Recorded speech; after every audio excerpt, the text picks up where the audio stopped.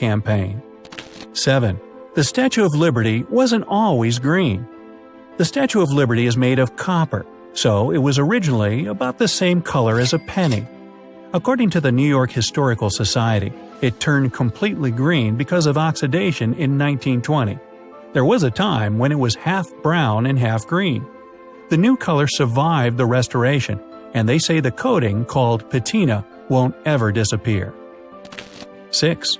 It used to serve as a lighthouse.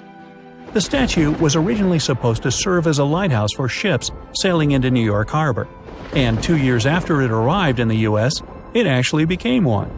For 16 years, the statue's lamp served as a beacon, but it wasn't bright enough, and running out of ideas to fix it, Bartholdi offered to cover the entire statue in gold to make it brighter.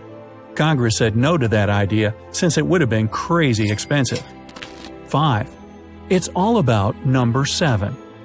It's easy to notice the statue has 7 spikes on its crown, symbolizing universal liberty across the 7 oceans and continents. The less obvious reference to the number 7 is in the number of windows in its head. There are 25 of them, which makes 7 if you add up the digits. There are 16 leaves around the torch, and the monument itself is 151 feet tall. The sum of both of those digits is 7 as well. Clearly, that number meant a lot for the statue's creators. Number 4. The construction supporting the statue was designed by Gustave Eiffel. The pedestal of the Statue of Liberty was built in old Fort Wood on Liberty Island. It currently hosts museums that show the history of the statue with old photographs, videos, recorded oral histories, and the original torch Lady Liberty was holding in 1886. Famous engineer Alexander Gustave Eiffel, sound familiar? Helped design the steel internal framework to keep the statue stable. It's strong enough to withstand around 600 bolts of lightning a year.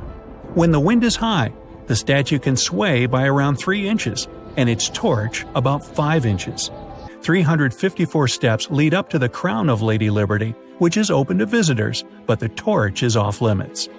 Speaking of visiting the statue, have you ever been there? I have, and walked all those